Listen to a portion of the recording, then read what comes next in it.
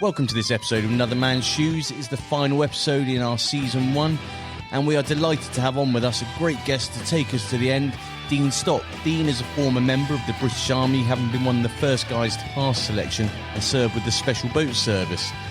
Since leaving the SBS, Dean has been on a number of groundbreaking challenges across the world, which culminated in the record-breaking cycling adventure, which he's going to tell us more about shortly. He's also going to talk about his new book, Relentless, which has now been released and is a great read. Having read it last weekend, I can thoroughly recommend it. So, Dean, thank you very much, and we welcome you onto the show. How are you, mate? The weather's a bit different back home, huh? So I think we're at about 5 degrees Celsius over here, freezing our nuts off. What about you? Yeah, we're expecting 27 degrees. It's a bit too warm for this time of the year on Thursday. So, my shorts and T-shirt. Just crank up the aircon, mate. Just open the doors. That's what the wife does. You know, she puts the heating on, it gets too hot, opens the doors, loses it all. But that's the mentality. So the way we sort of usually run these sort of podcasts is we sort of like to sort of understand where you've come from, you know, find out about young Dean, and then obviously what's made you and taken you where you are today. So can you sort of give us a bit of a background on where you're born and what your upbringing was like?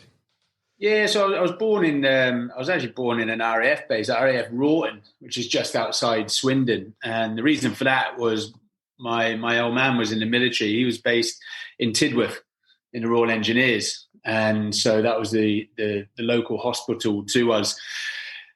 Being a pads brat, you get used to moving quite often. So every 3 years, by the time you're just about settling down, you're packing up again and you're moving. So very much used to that lifestyle of, living out of bags, settling down and then moving off again. My parents actually split up when I was about 8 years old, and my mum was from Manchester. So myself and my sisters went with her back to Manchester. In the days of old, to get a house, get on into the council, you had to be on the list. So I ended up in a homeless home in Moss Side in Manchester, which back in the 80s was probably the roughest state in the UK. So it wasn't long before I was using my fists in the playground and sort of toughening up myself. My dad got custody of myself and my sisters about 2 years later, and we moved back down to Aldershot, which at the time, late 80s was the home of the British Army, where I went to school in Wavell in North Cam, was where the balloon is, where the paras jump out. You've got the Red Devils taking off from the playing field. You're very immersed in that environment. Everyone was walking around in green kit. But it wasn't, something I'd aspired to be. I didn't really look at the military as a career for myself. I actually always wanted to be a fireman. But when I left school in 93, again, there was a big recession back then. There was a lot of job applications for the one role. So I approached my father and I thought, well, why not join the military, get some experience and discipline that'll help boost up the CV, and then apply in 3 years' time. And so I told my dad my intentions, but rather than those, warm, comforting words, I'll help you. And, he told me I'd last 2 minutes. I was about 9.5 stone and 5'7" at the time. So I could probably see where he was coming from. But for me, I didn't see that as a hurdle. I just saw that as a challenge. And I went to the careers office, signed up for the Royal Engineers. And then obviously, as I was then going through the process, went through training, I could see my father's attitude changing. It almost did a 180. You could see it wasn't a throwaway comment from me, and it was actually something I wanted to pursue. And like I said, I thought, well, I'll do 3 years, get a trade from the Royal Engineers, and then leave. But that wasn't the case. I actually, when I joined the military, I felt very comfortable in that environment. I felt like I had a new family, and it just went on year after year after year. Well, that's quite because I was reading your book, great book, Relentless, and we're going to talk about that a bit later. So you joined the army, you wanted to become a paratrooper, which is kind of understandable because everyone wants to become a para as a kid. You've been brought up in Aldershot, and so you've sort of seen all of that. You've had the Moss Side, so you've got the fighting in your spirit, I suppose, at that point. You've gone to Aldershot and probably honed your skills in the Pegasus or whatever pub you were going into underage. And then you joined the Engineers, and you start. Where did you do your training there? Was that Basingbourne? It was Basingbourne back in them days, yeah. Yeah. So what year was that? So that was 95. Okay. So February 95, yeah. Out of interest, what troop? You remember? You don't suppose you remember what troop you were on, do you? I don't know what. No, I don't remember what troop actually. No, I don't. But going back to your comment about the paras, in them days, when you walked into the careers office, you tend to walk out joining the unit or whoever you've just spoken to. But obviously, in Aldershot, back in them days, I'd never even heard of the Royal Marines or the SBS. There was no way there was going to be a Royal Marines careers office in the centre of Aldershot. So I did. I came out and I'd signed up for the paras. Yeah. And I walked. My father's office was only about 200 metres from the careers office at the time. So I walked in. I said, "Yeah, I've signed up for the army." So what are you joining? I said, "The paras." He said, "You bloody not." And he marched me straight back in. But my old man at the time, he was a sergeant major at Jib Barracks, which is a training establishment around the corner. But he was also the army football manager, player and coach. So his career was very much focused around his sporting abilities. So I didn't really know about 5-9 Commando, 9 Para Squadron, all these other options. So my father made sure I signed up for the Royal Engineers, then sat me down and explained about these other units. I then went back in a couple of weeks later and had to do like a touchscring test to test your mental ability. Then I passed all that and I got told I could choose any trade I want. So, I was thinking more between what was hanging between my legs than in my head. And I thought, well, bomb disposal sounds sexy. So I signed up for EOD, and my dad again marched me straight back in. So he was almost like, he was very much, steering the direction where I should go. He was looking more long-term rather than short-term. It's good advice. When I joined, I went straight down and I was like, I'm going to become Royal Marines Commando. And they says, yeah, you can become a commando, but there's like a 6-month waiting list to go to Lympstone and do your potential recruits course, whatever they called it back in the day. And I thought, 6 months? No, I want to be like, running around and putting the green kit on. So I went down and said, I'll join the engineers. And they're like, yeah, that's like a 4-month wait. And I thought, 4 months? I'll join the infantry. And they said, mate, don't join the infantry. Get like a second sort of career in. You need a skill set for when you get out, because the first thing you can do, the minute you join, think about what you can do when you leave. Don't think about that journey in between. So I think to anyone who is joining, just get a trade, or it's the most important advice I could give. But then you've gone on like a really strange journey. So you go from Basingbourne, and for anyone who wants to know what that place is like, watch Full Metal Jacket, because that's where they filmed that back in whenever it was, late 80s, great film. And but then you decided you've gone 5-9 Commando, right? Yeah, well, prior to that, actually, my first posting was 2-8 Engineer Regiment. Because of my dad's reputation within the Army football, they were like, "You're Stotts lad." So they flew me. I went straight out to Germany because they were the Army football champions themselves. So as soon as I landed, my troop staff sergeant's like, "Well, I'm never going to see you again. You're a kiss baller. So you go work in the gym." So I ended up being a PTI. And then, for me, young 18-year-old lad in Germany, I'm glad I actually went over there to experience it.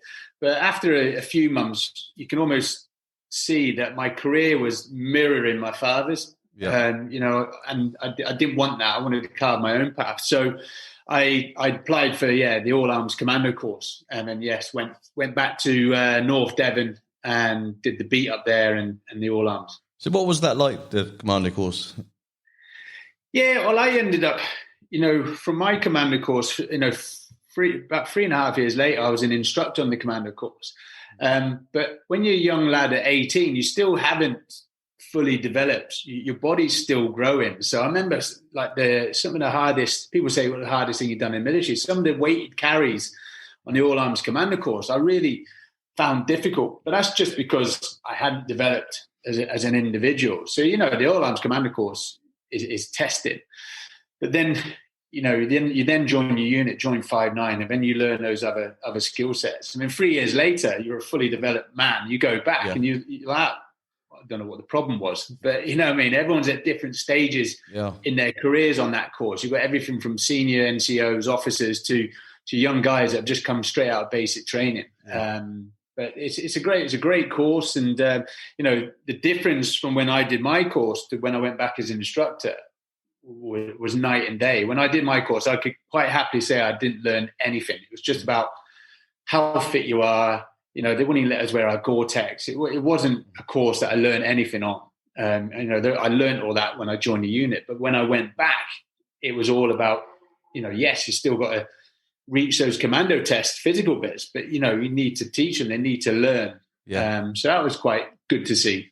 Yeah, I was talking to a guy the other day, and he'd done the Commando course, I'd done P Company, and we were having this whole debate about what's harder, the typical who's got a bigger cock. And I think that what we came out of it is that the better looking blokes and the soldiers go Commando, and the guys who just basically want to scrap and they're absolutely like speed demons and just want to sort of get thrashed go P Company. But you learn a lot more soldiering on the Commando course, but that's probably because it is also a lot longer course compared to the 4 weeks of paraselection. It is, yeah. I remember going on the recruitment team for 5'9". We used to go to like to Gibraltar barracks, these training establishments, and it was a bloody nightmare when you're competing with P Company, because you're basically there to the potential students. You say, right, you come to us, you've got a 4-week beat up, which is that's hard enough in itself. The beat ups are pre-course before the all-arms commando course. That gets you into a good position for the course. So you've got 4 weeks there. You've then got a 10-week commando course. You're going to be operating in the field. You're going to be soldiering. You're going to be cold. You're going to be wet. And you don't get any additional pay at the end of it. And then P Company lads would come in and be like, right, 4-week course, get thrashed around, that's it. And you get para pay at the end. You're like, how do you compete with that? So for a lot of our students, it was either something they wanted or always aspired to be. Yeah. But if you were a neutral and you didn't know where you were going, you could quite easily see why everyone went the 9 squadron way. 4 weeks of hard work and money, exactly. 14 weeks and nothing. Get cold or wet and get nothing. But that took you sort of then. Did you go? Then you came back and sort of reading your book. You sort of did 5'9". Then you went on to Kosovo. You did op agricola. Yeah. Well, yeah, that was it. Yeah. So I went 5'9", and then I wasn't long then selected to join Recce Troop within 5'9". So 5'9" Recce Troop, we're part of the Brigade Recce Force of Free Commander Brigades, who work alongside Brigade Patrol Troop from the Royal Marines, which is your mountain leaders and your snipers, and 148 Forward Operating Battery from the artillery. So it's almost like their own unique troop. So we very much separate from the rest of the squadron.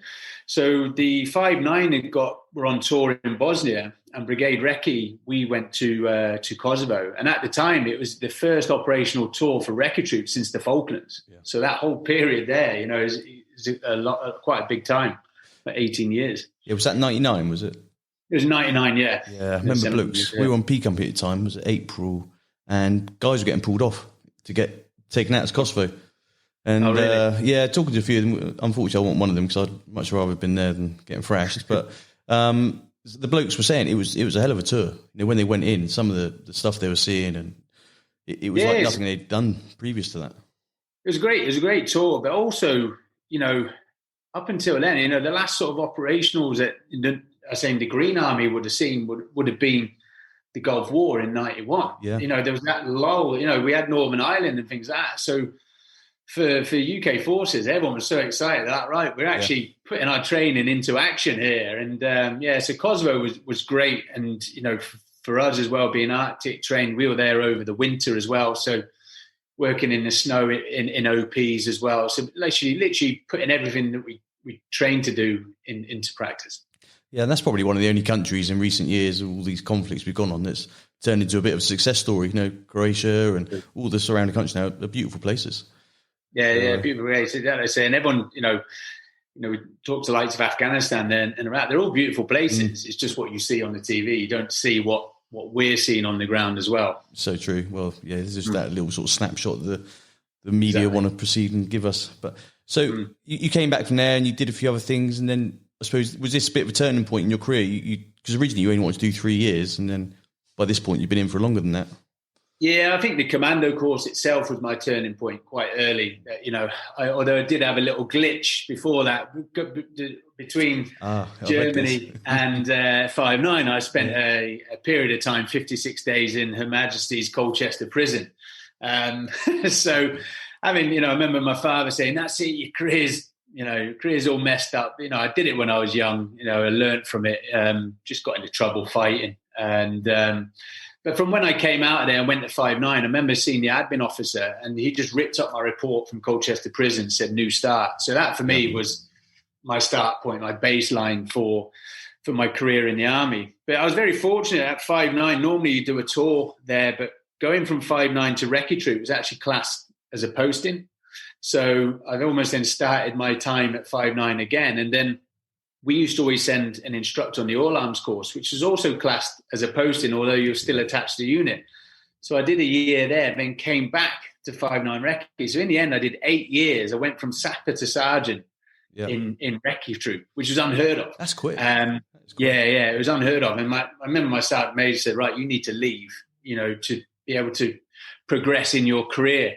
And that afternoon, actually, I then got a phone call from from Glasgow Manning Records saying, you're going down to the Defence Diving School as a senior diving instructor. So that was the end of my time in 5'9", and then went to the dive school. And you're into diving? Sorry? And diving was your thing? You're into that, or was it something they sort of sprung on you? It was something I'd never done before I joined the military. Like skiing. I'd never done skiing before. I went to Norway, did my Arctic warfare training. A year later, I'm out in Rjukan doing a military ski instructor's course. And it was a bit like the diving. The diving was classed as an additional qualification, so you could get a little bit of extra money. So again, I'd never dived pre-military. I then did my dive course, did my basic course, my advanced course, and then did my diving supervisor's course. And that's a course which is very much underestimated. We know about the All Arms Commander course. We know about P Company. We know about selection. Probably one of my hardest courses was my Army diving course. There's been issues with, guys that have died, doing phys on that course. But it's a great course, and, it's not for everyone.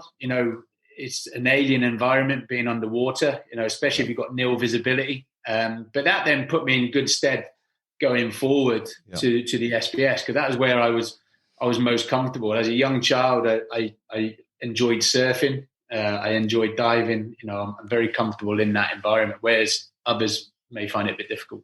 Yeah, I think it takes a certain man, doesn't it, who's comfortable in the water. Speaking to the guy we were talking about just now, when he said some of the stories about these rebreathers and all that sort of stuff he used, it just gives you claustrophobia. Think about that. Much rather be jumping out of a plane or running through the desert than sitting under the water. Well, diving, when I did my dive course, and I speak to some of the guys now at the dive school, so because health and safety is now taken over. When I did my basic dive course back in the day, there was the only way of communication, you had a lifeline, which is a bit of rope cordage around your chest with a bowline, and then that was to the guy on the top. You would do what was pulls and bells, which is like succession of pulls and bells, and that's how you communicate. But when you're in the water, you're like because of the tide, you wonder whether it was that. You spent half your time doing your pulls and bells, and that was the old school, nil vis, and you just basically got told on surface what to do, and you went down and did it. Nowadays, because of obviously there's been a few deaths and things like that, you can't go in the water unless you've got two-way voice communications and you've got cameras. It's very much gone health and safety wise. It has, but I was talking to somebody about this a while back, and he said it's great having all this technology and all this health and safety and everything in place, but the problem is that we're losing that skill set where we're learning the basic skills. So when something goes wrong, we haven't got that reliance and that ability just to go back to the old, what you talk about then about ropes, or what was your fallback option there? Because you think, two-way radio's gone, and I suppose you just have to surface. And that's the problem. When you've got too much kit, the potential to have too many problems. And if you can't dive because you haven't got voice, then, what is the fallback? Yeah. There should be a bit of common sense in there as well. There should be. And so at this point, I suppose you've really set yourself up, haven't you? You've sort of ticked off all the boxes, and you think, I suppose, going SF is the natural next thing to do. Yeah, well, that was it. And obviously, when I was at the dive school, I put in for selection. Prior to that, the normal transition for Army was the SAS. But the SBS had now opened the doors tri-service. They were losing Marines to the SAS because some of the Marines didn't like diving, as we just touched on. So they didn't want to do the diving. So they went SAS. So the SBS had to look at in front of them and say, right, well, we need to be pulling in potential recruits from other units. So they opened up tri-service. And as I said, with my background, my mindset was actually, well, because of my diving experience, if I go SAS, I'm going to end up in boat troop. But if I go SBS, they're all divers, and I'll fit, we're all at a level playing field. So that was where my mindset was at the time. So much to the disgust of my friends up the road at Hereford, I put in for the SBS, and 6 months later was successful on that course. Me and one of my other friends, and we became one of the first Army guys to go SBS and not SES, which then sort of changed a little bit of a shift, especially where we'd come from, especially like 5'9" record. We had a 100% pass rate on selection. So if one of the key guys was going SBS, the alarm bells were ringing at Hereford. And I think now, 15% of the SBS come from the Army. So it's almost opened those floodgates. It was good. How did you find the course in general? Yeah, the course. I went on selection in 2003, and I got injured on the hills. So obviously, from that, I had a knee operation. So I made sure my training was different. I was at the dive school. I was running courses, so I didn't get an opportunity to go out on the hills. So all my training consisted of was 2 hours on a spin bike in the evening with a Bergen on my back. But strangely enough, that spin bike, 6 weeks of that, I did my fastest BFT at the age of 28. I was sort of developing, which caught me out. But you know stories of selection from your friends that have been before. You have an idea of what it's about. But going pool and not Hereford, they say be the grey man. I was the grey man for about 10 minutes. As soon as I got there, the lads stopped. They just shouted my name out, and it's like, why are you going why are you going to Hereford and not pool? And I was like, because I like diving. And I was like, shit answer, grab a rock. So on the hills phase, I remember going up, and there was a couple of DS. I won't give out any names, but they were X59, and one is also X9 squadron. And they're like, why are you going pool? Gave them that answer. Nah, pick up a rock. So I had to pick up an additional rock, throw it in the Bergen, and then, take a photo of it. They'd take a photo at the end to make sure they weighed the Bergen, make sure it was all in. So this went on for about 2 weeks. Every time I got to their checkpoint, I picked up a weight.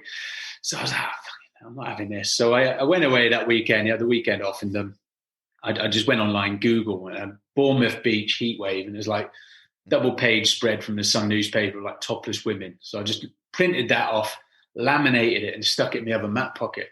So then on the Monday, I got up to the checkpoint, same procedure, DSLR, not Hereford. And I put the weapon on my feet, I kept it dry. And I pulled this out, and there's a picture. I said, because that's not in Hereford. And they both laughed. They said, yeah, good answer. And I didn't have to pick up a rock from then on. But what I made sure is that every time, even through the jungle, every hours, I had that in my pocket just in case. And that's what they're doing. They're looking for characters as well. You need to have a sense of humor as well. Don't take things too personally. Exactly. Yeah, very true. So you had that rock up and down Vidar Valley a few times. Oh, yeah. Fun and games.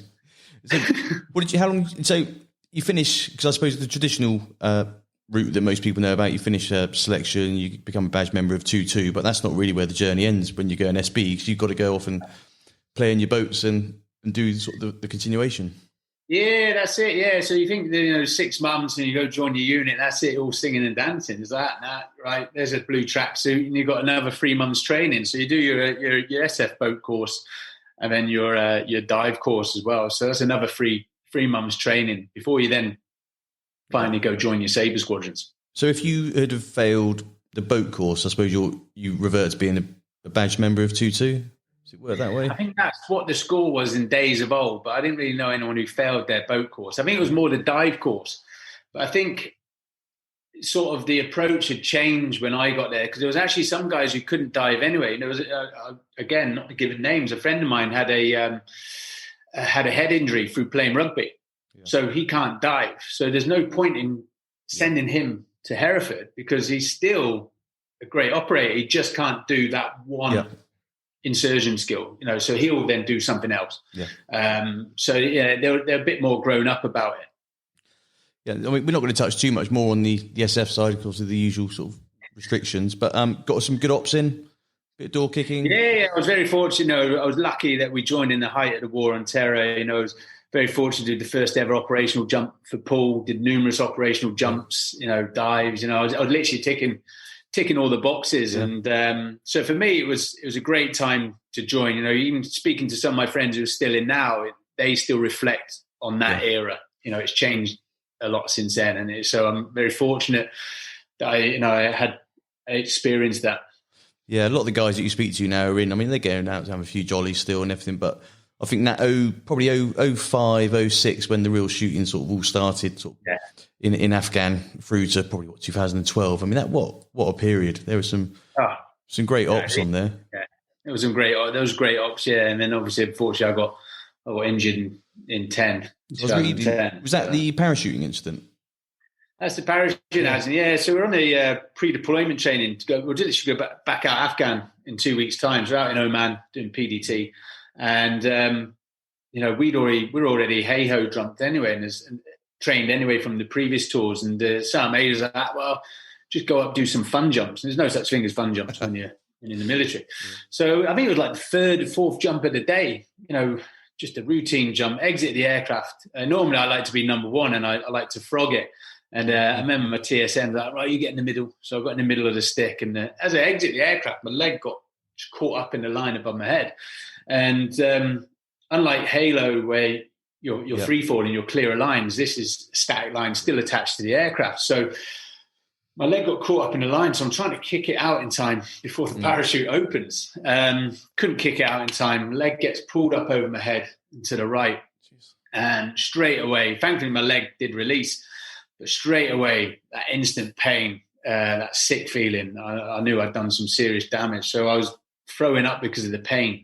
And at 15,000 feet on a hey-ho, you're on the limits of oxygen at that point as you're descending. So I'm drifted in and out of consciousness, trying to stay with the rest of the team who were unaware that there's actually a situation here. So my first concern was how was I going to land it, because you've got one bad leg and you've got one good leg. If you mess up the landing, there's risk of damaging the good leg. But so I just hovered around the DZ, saw the approaches of the other parachuters, see who did well and who didn't, and then just followed that same line. I landed it one-legged. It was a great landing, but unfortunately the damage sustained had ended short in my career. So I tore my ACL, my MCL, my lateral meniscus, my hamstring, my calf, and my quad as well. So if you're going to do it, if you're going to do it, oh yeah, do it in style. If you're go in style. What were you jumping, squares or rounds on that? Squares. BT8. Yeah. Now that's horrendous. And I suppose because you're doing a minute of free fall, and then you probably got another 2-3 minutes under the canopy. So it must have been agonising when you're sort of. Well, no, on the hey-ho. So on the hey-ho, so as soon as you exit, it opens. So you can have up to 30 minutes under the canopy because you're travelling up to 50 kilometres. So it's a method of insertion. So yeah, we had even longer in the air, which gave me time to sort of analyse everything. Really, I knew that I wasn't going on that tour. I knew before it even landed. Yeah. And what was the recovery period like for that? So the issue I had was it was the same time as the Icelandic volcano, which had grounded all the aircraft. So to get an aeromed, I couldn't get an aeromed for about 4 or 5 weeks. So I was basically thrown into a hotel in Muscat with painkillers and just told to wait. That was the crucial recovery period. Finally got an aeromedic back to Celio, got back to Celio, told to go home for 6 weeks, went home for 6 weeks, came back. They'd lost all my paperwork, my MRI scans a lot, and it was just a spiral of typical military medical issues. And so I'd missed that initial rehab period. And it took me 44 weeks before I got an operation. Wow. And your body's recovering at this point, so it's pulling itself back together, but probably the wrong way because you've got all these injuries doing their thing. Whereas... Yeah, that's it. It just did it all completely wrong. So, and the MOD didn't see it as that. When I left, I wasn't even paid out on the right scale. Yeah. They had me one below a decent medical pension. So it took me 5 years after that, and I won a tribunal hearing against the military, and then got paid out on the correct level that I should have been, and rectified all those issues. Oh, fair play. And I think to anyone that's listening to this who's been in that position, they should always argue their corner, because I think too many people get MD'd and they get seen off. Someone said to me, I won't give names, and it was someone quite high up in the industry, and they said, look, keep going for it. People don't. Apparently, the military. I'm not giving away too many secrets. The military won't even look at your case.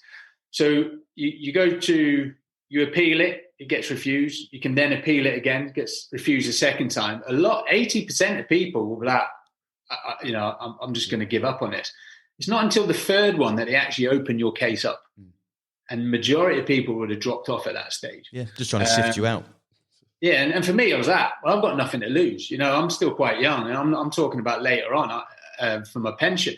So, and that's what I did. I then the third one, they then opened up. You've got a tribunal hearing. And I was supposed to be paid out, and the level that they said I was fixed within 16, 20 weeks. Well, I had evidence that my operation wasn't for 44 weeks. Yeah. So I was that. So it's just putting it. And one thing I'd say to any listeners still in the military, and my doc told me to do this, get a copy of all your med docs, because it's amazing how many med docs disappear. Yeah, funny that. You know what I mean? So that's what I did, and I just presented everything in front of me, the tribunal hearing, and then they paid. They pay me now a monthly pension, and they backdated it as well, 6 years. Brilliant. No, well done. That's the main thing. It's fight your corner. Don't let anyone mug you off. Yeah. And so I suppose before we sort of transition out of this, I mean, everyone's got a great story. Have you got a little story of a bit of dark humour or anything you can share with us?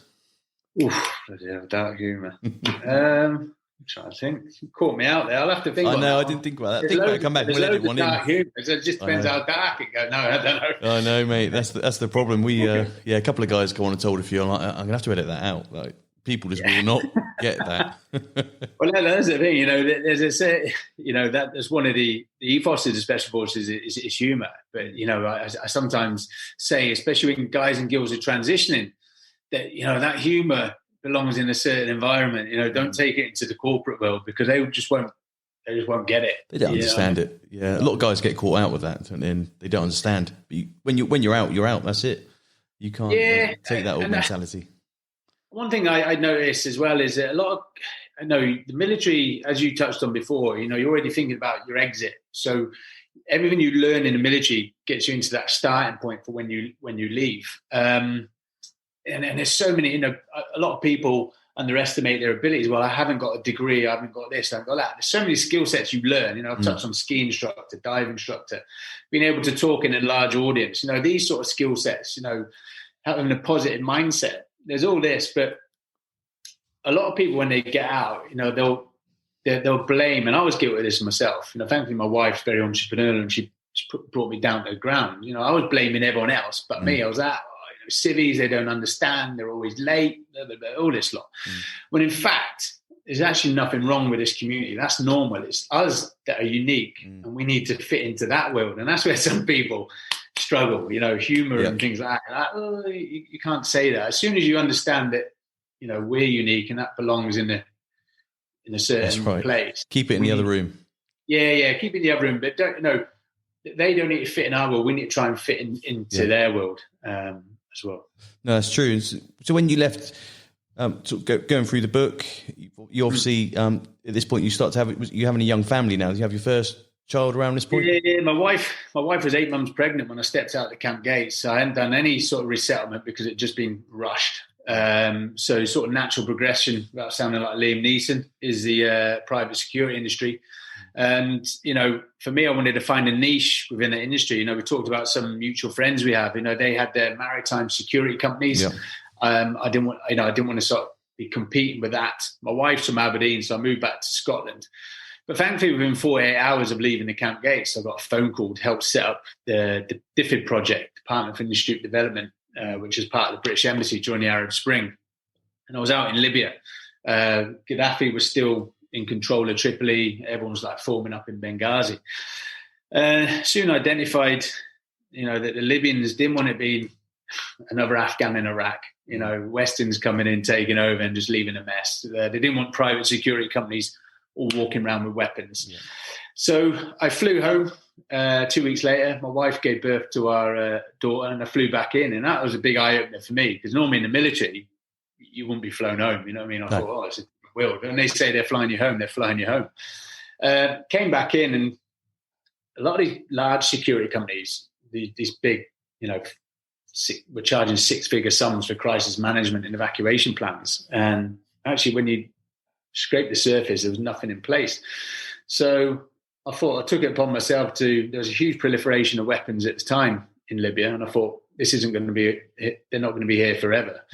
So I bought 30 weapons on the black market, and I buried them between Tunis and Egypt, bought comms kits, bought had some extra money. And I just did my own case reports, spent a month in the deserts, just writing plans from sea, from air, from road, all the potential options. And that's what I did. I then delivered my plans to some of the oil and gas sector, which they bought, and just sat on them. And that was it. So that was my niche within the industry. 2012, when the American ambassador got killed in Benghazi, they made a film 13 hours. Yeah. I was there that evening. I got a phone call from a German oil company. Can I get them out of Benghazi back to Tripoli?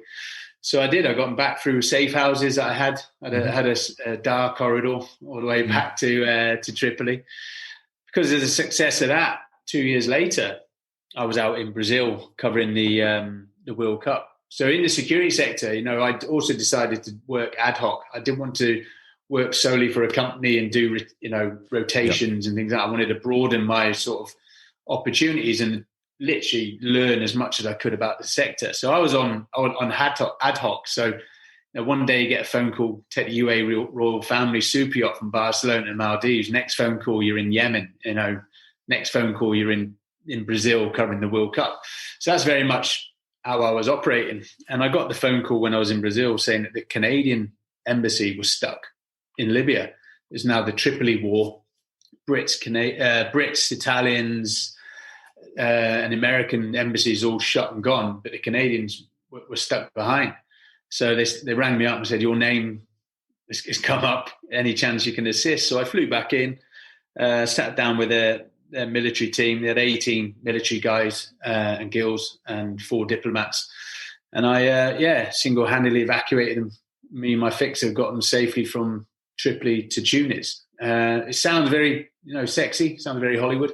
But in fact, the success of this was understanding the demographics, the tribal influences within the country. As you know, everyone has this perception on an SF being offensive action, abseiling down the side of buildings, red dots everywhere, free falling into countries. When in fact, that's only 25% of what we do. 50% of what we do is hearts and minds, support and influence. And that's what it was here. It was just understanding the actual picture on the ground. So the Brits had got engaged at every checkpoint the week before, which was obviously worrying to the Canadians. And they're like, well, what happens to us? So myself and my fixer went out, and we didn't speak to the guys with the guns. We went up the chain to the tribal elders, and it was actually, sat down with them, shared bread and coffee. Yeah. And it was just showing them respect, communicating, letting them know that we were no threat, what our intentions were. And actually then when we came in a few days later, they escorted us through. So it sounds all sexy. We did have a UAV coverage just in case, but thankfully no issues. I mean, that's a successful mission. The one that you come out, you extract yourself like that, you haven't had to go noisy. But so I suppose when you sort of speak to people, they think, oh, it is all sort of sexy, bombs, bullets, whatever. People want to get into that industry. But I suppose there is the downside on sort of getting paid. And a lot of people get seen off, or there's not the right money. Yeah. Companies go bust. You had the Chennai 6, whatever, those guys on the boats that got caught out and sent to prison. I mean, did you ever have any issues in that respect in the industry? No, not. Yeah. You do hear horror stories from it. I didn't. I actually, for the Canadian Embassy, I did it for free. I didn't charge at all, and it wasn't because it was more. When you read the book, there was a story before that where I'm with the Prime Minister of Libya, pulling in 150 guys to sort out militias. And, it was soon, although it was sanctioned from above, we were soon stereotyped or tarnished for being almost like mercenaries, which we weren't. So, from then on, I really struggled getting some of the big contracts. I was getting work, but I wasn't getting the big ones, the NGOs and the oil and gas. So when it came to the Canadian Embassy, I did it for free. And everyone's like, what? You could have made a fortune. But for me, it wasn't that. It was to actually say, well, look, no, I am the number one in the industry. Yeah. And we're not mercenaries, and we don't just do it for money. Yeah, a bit of a loss leader almost. Yeah. So At this point, did you decide you were going to start trying to become the fittest, craziest man in the world with the cycling exploits, or did this come a bit later? Well, I came back from that trip. My wife had soon highlighted I'd only been home 21 days in a whole year, in 365 days. So, the pin then dropped. I was actually trying to match the adrenaline rush I had when I was still in the Special Forces without coming to terms with the fact that I'd left. So decided to hang up my security boots. My wife's a property developer, helped her. But during this whole period of leaving the military to now, my injured leg was 2 kilos lighter than my good leg. And I'd neglected my own physical and mental well-being. I'd just been fixated on work. So I bought a push bike. Just bought a bush bike off Amazon, some Batman Lycra, thinking that was cool, and it wasn't. And I just cycled to and from the office, only about 8 miles there and 8 miles back. But straight away, being physically active again, I felt a lot better. So, you can imagine my backstory. I wasn't really interested in fucking property developing. Yeah. And, I was sat there and my missus could see that glaze over the eyes. And it was about a month before my 40th birthday. And I said, look, I've always fancied doing a world record. And that was it. So she said, what in? I said, well, cycling doesn't seem to be hampering my injury. Why not do cycling? So I knew mentally I had it. I just needed to sort of transfer that knowledge and experience I had before into cycling. So having only cycled 20 miles at this point, I applied for the world record for the world's longest road, which is 14,000 miles. So it's the equivalent of cycling it's from the southern point of Argentina to northern Alaska. But for your listeners, because of the curvature of the earth, it's equivalent to cycling from London to Sydney and then 4,000 miles. It's that far. Fucking hell. That's not a short journey. I was watching the TV series a while back, Long Way Up, I think, Ewan McGregor on the motorbikes, and they do from the furthest point south, wherever that is, somewhere deepest, darkest, coldest Argentina, up to Los Angeles, and that looked bad enough doing it on a motorbike, and they were hanging out. So doing that on a push bike and then carrying on even further. Carrying on, so for me, I wasn't a cyclist, but I knew like in the military are very good at planning, that intricate planning and detail, meticulous planning that's gone into it. I just did that. I just took a military set of orders, put it on the project and just crossed out ammunition. As I evolved as a cyclist, I introduced that into the plan. But for me, it was great because, you're going into the Arctic, you're going into the desert. I've been in those environments before, but I've never done it on a bike. You know what I mean? So, and I knew mentally I was strong enough. But to give it that extra motivation, we also then did it for a charity which was focused on mental health, called Heads Together. So obviously Harry and his brother William and Kate were the brains behind that, and him and I met each other on an FAC course. So he was the first person I called when I'd applied for the world record, and he said, would I do it for this campaign? So that was it. So we had the challenge and we had the campaign message. My message I was trying to promote was, it's quite relevant now with people in lockdown, is that physical activity helps your mental state. There's a lot of focus on communication, talking to people, which is good. But for me, it's just being physically active. I'm a grumpy sod unless I start training. Get them endorphins going. Yeah, and that was it. And that's all I was trying to promote with this is, physical activity. I'm not saying go cycle 14,000 miles. That's ludicrous. But, do that. And then also, it's never too late to start a sport. I started cycling at 40. I broke my first world record at 41. So, yeah, there's also that message. It's a hell of a message to put out there, isn't it? That if anyone turns around and says, oh, I can't do that, or that's too hard, I'm too old. You've just dispelled that myth in one easy shot, or not so easy maybe, but anyone can achieve something. Those small goals is great for mental health. The NHS come out of the 5 steps to mental health about, getting off the computer and Facebook and all this social media and actually talk to people, get out there and do some exercise, get outside, hit the hills, go for a run, go for a walk and learn a new skill, all these different things, which is so easy for anyone to do. And it changes your whole mindset. And I think you're hitting there on the head. People see social media, they see people and they think, oh, I can't do that. So there's a lot of them are beaten before they even set off, and that's what it is. It's almost like, people will tell you why they can't do it. And I block the outs. I'll tell you, why I can.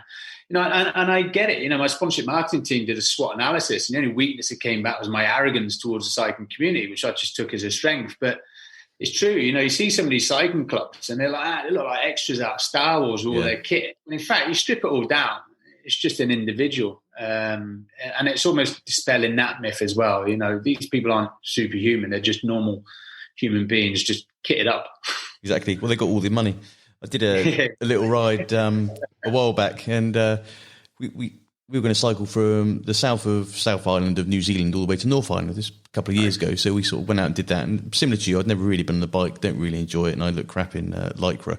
So I went to the local bike shop, and I said to the guy, look, you know, I need a decent bike. I'm not very fit or reasonably fit, but I need it to be lighter. And he said, do you know what the best thing you can do for this bike to make it as light as possible would be amazing? I said, no, he goes, lose weight, you fat bastard. And so that's probably the best tip, is just lose a bit of weight. Don't go and spend $5,000 on an expensive bike. And No. so you do 14,000 miles. And so how do you break that down? You've got a record that you've got to break. So what was that previously? So the world record was 117 days. You know, I was aiming for 110 days. It wasn't because I wanted to smash it by a week. You know, when I was doing the planning on paper, you know, you look at all the potential scenarios. I mean, you know, look at contingencies. There is no contingency. You have to cycle it. But there were things that are out of my control, be it natural disasters, coups, you know, things like that, a third-party influence. So I thought, well, let's aim for 110, a bit like the fudge we call in the military. So if we encounter any of those issues along the way, it's not eating into my record time, it's eating into that fudge. Yep. And so that was my target. You know, then, you know, you look at, always compare it with selection. Day one of selection, you're not thinking about badging day. Yes, you are in the back of your mind, but, you know, you've got what's in front of you for that day to get over first. And that's what I did with this. So I didn't look at the 14,000 miles. I broke it into countries, broke it into days. I broke the days into 4 stages. So nutrition and hydration were going to be key on this challenge. It was almost like a polar expedition. You're going to be losing weight from day one. So I needed to stay on top of my food and water. So I would just cycle as fast as I could after breakfast for 2 to 2.5 hours. And we get off the bike, 30 minutes, food and water, but then quite disciplined in my timings. It was 30 minutes and I was back on the bike. You know, I wasn't having a selfie with a llama or chatting to the documentary team. And then I would just look at the next 2 hours in front of me. I wouldn't look at the afternoon. I wouldn't look at the next day. And before you know it, you've done a day, you know, you've done a week, you've done a country, you've done a world record. So for me, mentally, I was just doing 4 fizz sessions a day. I wasn't doing a world record attempt. And that's how I managed it mentally. And that was every day? Any days off? So I actually finished it in 99 days. You know, it wasn't the plan. You know, I was very fortunate I decided to go from south-north rather than north-south. And that's because I've spoken to the previous record holders and all their issues were in South and Central America. They started in Alaska and finished down. So the military man in me was like, well, why take a gamble in the second half? So I came up the other way. So I got beautiful tailwind all the way through Peru. So I took 10 days off the South America world record, did it in 48 days. I got to North America on day 70 and I was 14 days ahead. I was like, perfect. You know, I can take a day's rest if I want. My wife then rang me and, you know, my wife was campaign director and she was very good in keeping all distractions away from me. And so I had about 5 missed calls when I got into America and I thought there was something wrong with my children. And she said, we've been invited to Harry and Meghan's wedding, which just changed the dynamics completely of this challenge. So for me to get back in time, the last flight out of Prudhoe Bay. So Prudhoe Bay is in the Arctic Ocean. It's an oil field right at the top. You know, not many flights at all. But the last flight out was day 102, which was 15 days ahead of the world record. So going into that phone call, I was 14 days ahead. 10 minutes later, I'm now a day behind. So, you know, the target had changed. You know, the objective had changed. And so, you know, South America, I was cycling from first light to last light because my support team and my documentary team, a bit more risk averse than myself, they didn't want to be out at night. So we made sure last light we were in the hotel or in the RV. North America is a lot more safer. So I had the opportunity to cycle at night, and that's what I did. I just made up my time through North America, cycling through the night, and finding gaps in the winds as well. So I had 17 days planned for North America. I did it 11 and a half. So I was now ahead of this new target, and I got to a week outside, and this professional cyclist who's already got 3 other endurance world records, sponsored by Red Bull, all the big brands, had come out on social media and said that he was going to cycle the Pan American Highway in August and be the first man to do it under 100 days. I was that great. Yeah. So my objective had now changed again. So I cycled for 22 hours in the last 30 hours in -18 to come in under that 100 days. So we did 99 days. We had 5 days off. You talked about days off. We had 3 days off due to weather and 2 days off due to logistics. But for me, I wasn't too worried because I was well ahead of my target. I always say if I'd known about the wedding or this guy from day one, mentally it might have been, too much. You may have been pushing through those days off as well. But thankfully for me, I was in a position. By the time I got to North America, mentally, physically, I was banging out the big miles. Yeah, you can see the end at that point, I suppose. So it doesn't feel like such a drag. No, not at all. And getting into America, I don't know what the emotions getting into America, it was so high between me and the documentary. I don't know if it's because everyone spoke the language. We've been on Google Translate for the last 2.5 months. Everyone spoke the language. The culinary options were better. But also the fact that the previous record holders had never had issues in North America and Canada. So that was almost a bit of a comfort as well. So it wasn't the original plan. I always say to people, the success of projects is the planning. But actually the success of this project, yes, have a plan. And it's a bit like what we have in the Special Forces. It's very expeditionary. It's being reactive to the situation in front of you. Yes, have a plan, but don't worry. Things never go to plan anyway, normally. Right. It's just being able to react to what's in front of you. And that's what I did with this. That's right. And did you have any issues when you're sort of South and Central America? Was there anything there that sort of held you up? Or any worrying times? No, not really at all. Everyone talks about Colombia. Colombians love cycling. Actually, the amount of people that came out and did that. Same with Mexico. We were cycling through there. There was no issues. I saw a couple of fatalities as in other cyclists, but nothing, no real threat. By the time, I always used to joke, by the time someone clocked me and they'd take a double look, he's gone. Was that a gringo on a bike? A lot of people generally thought I was Chris Froome. There's a guy, a cameraman, and with this guy. But no, I didn't see it. And I think, my knowledge of working in the security industry, I wasn't naive to it. I knew there was potential threats, but I didn't let that get in the way of what we were doing. I do think people worry about other things. That would be maybe one of some people's reason why they can't do it, because there's a security issue. It's not. It just showing respect. And we looked at that. We looked at the potential, and we came off the road at night. That's brilliant. A fantastic achievement there. Well done for doing that, beating the record. Does that record still stand, or has anyone had a pop at it since?